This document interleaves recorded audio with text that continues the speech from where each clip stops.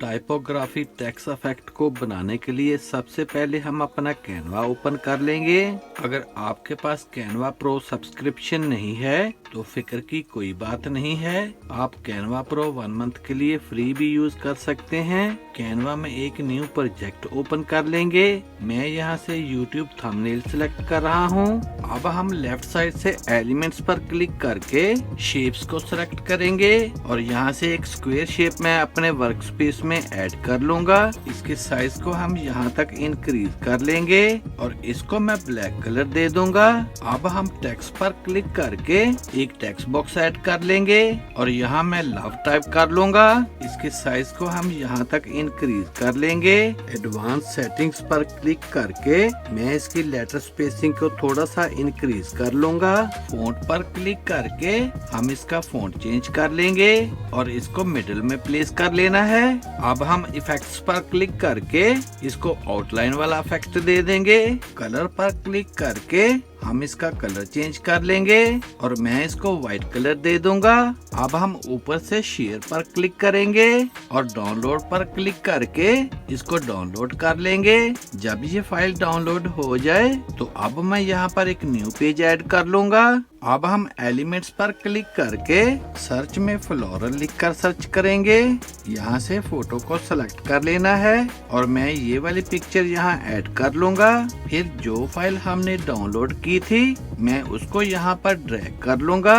इसके साइज को मैं यहाँ तक इंक्रीज करके इसको मिडिल में प्लेस कर लूंगा।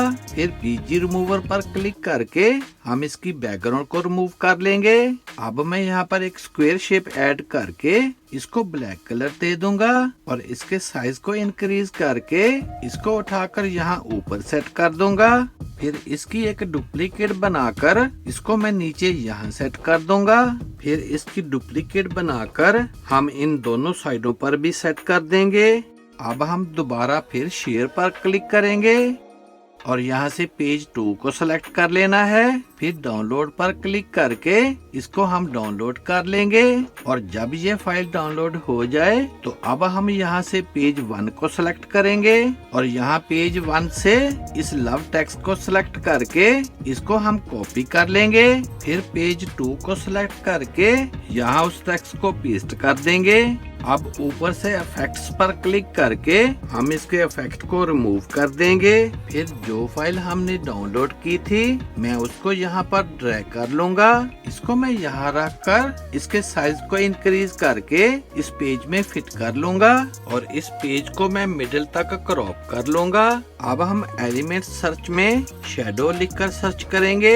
यहाँ से ग्राफिक्स को सिलेक्ट कर लेना है। यहाँ से मैं ये शैडो इफेक्ट यहाँ ऐड कर लूंगा। मैं इसके साइज को थोड़ा सा इंक्रीज कर लूंगा और इसको मैं यहाँ सेट कर दूंगा and then we have it. Here is the final result. Video अच्छी लगे तो सब्सक्राइब करें मेरे इस चैनल को और वीडियो को ज्यादा से ज्यादा शेयर कर दें। See you in the next video.